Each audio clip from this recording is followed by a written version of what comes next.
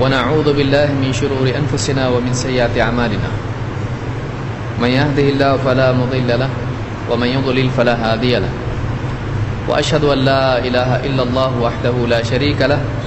وأشهد أن محمدا عبده ورسوله أما بعد فإن خير الحديث كتاب الله وخير الهدي هدي محمد صلى الله عليه وسلم وشر الأمور محدثاتها وكل محدثة بدعة وكل بدعة ضلالة وكل ضلالة في النار. قال الله تبارك وتعالى وإذا الموءودة سئلت بأي ذنب قتلت.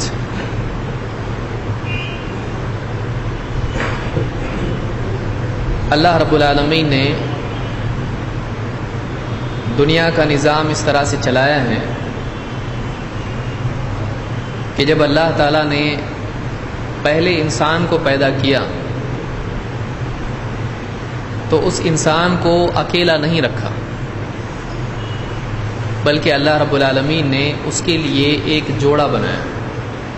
اس کے لیے ایک بیوی رکھی، اور اسی جوڑے سے مرد اور عورت آدم اور حوا، ان دونوں سے اللہ تعالیٰ نے انسانیت کا سلسلہ جاری کیا، اور دو سے بڑھتے بڑھتے بڑھتے آج زمین پر انسانیت پھیل گئی، اور یہ سلسلہ قیامت تک جاری رہے گا۔ اس اعتبار سے انسانی نسل کے جاری ہونے کے لیے، باقی رہنے کے لیے جتنی اہمیت مرد کی ہے اتنی اہمیت عورت کی بھی ہے۔ ان دونوں کے بغیر انسانی نسل کا سلسلہ جاری نہیں رہ سکتا ہے، لہذا انسان کی بقا میں دونوں کا دخل ہے اور دونوں کی برابر کی اہمیت ہے۔ بلکہ ایک اعتبار سے دیکھا جائے تو مرد کی ذمہ داری اور مرد کا معاملہ اس میں کم ہوتا ہے، حمل کے ٹھہرنے کے بعد باقی ساری ذمہ داری یہ عورت کی ہوتی ہے۔ 9 مہینوں تک بچے کو پیٹ میں سنبھالے رکھنا، اور اس کے بعد 2 سال تک بچے کو مسلسل دودھ پلانا، اور بچے کی کھانے پینے، لباس اور اسی طرح سے علاج، ان ذمہ داریوں میں قریب رہ کر بچے کی نگرانی کرنا اور اس کو سنبھالنا۔ اس اعتبار سے انسانی نسل کی تعمیر میں اور انسانی نسل کے بقا اور اس کی ترقی میں عورت کا ایک بہت بڑا ہاتھ اور بہت بڑا حصہ ہے۔ مرد کی ذمہ داریاں الگ ہیں، عورت کی ذمہ داریاں الگ ہیں۔ آج اس دور میں ایک بہت بڑے مسئلے سے ہم دوچار ہیں، وہ یہ کہ عورت کا معاملہ، عورت اور بچی،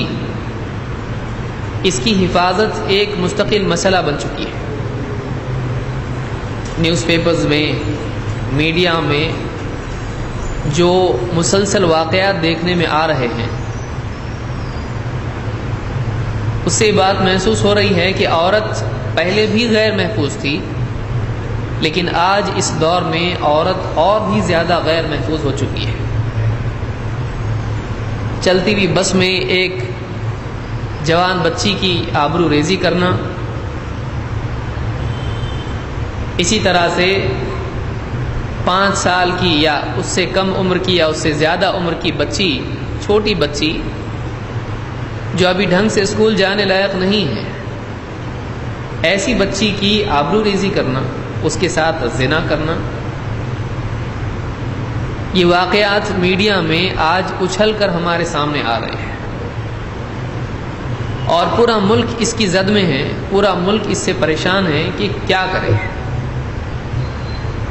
ضروری نہیں کہ یہی واقعات ہیں جو اتنا ہی ہوا ہے، بہت کچھ اور ہوتا ہے جو میڈیا میں نہیں آتا ہے،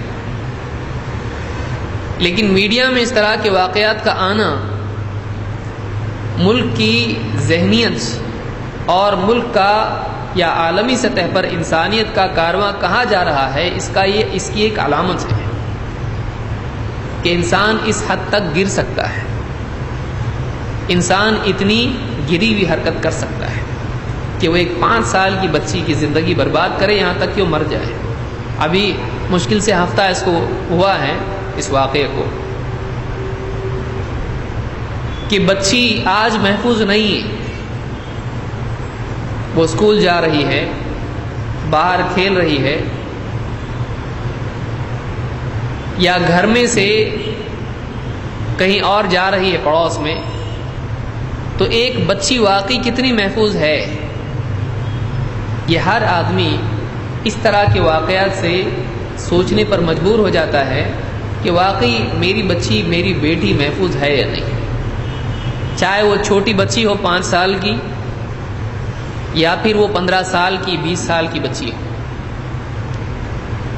وہ کتنی محفوظ ہے۔ سماج میں بچی کی حفاظت کے لیے ایک باپ کے لیے، ماں کے لیے ایک سوال کھڑا ہو چکا ہے کہ وہ کیسے اپنی اولاد کی حفاظت کرے۔ لڑکا لڑکا ہے، لیکن بچی کو بہت زیادہ سنبھالنا پڑتا ہے، بہت زیادہ اس کی نگرانی کرنی پڑتی ہے۔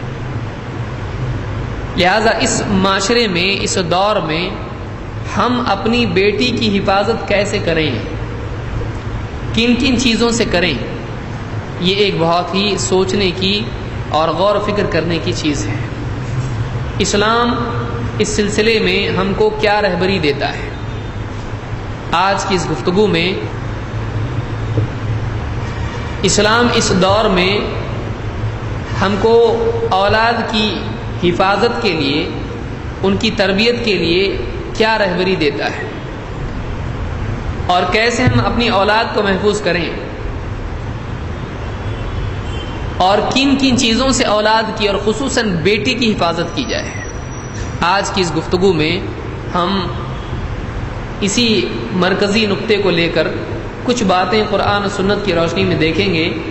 کہ بیٹی کی حفاظت کیسے کی جائے۔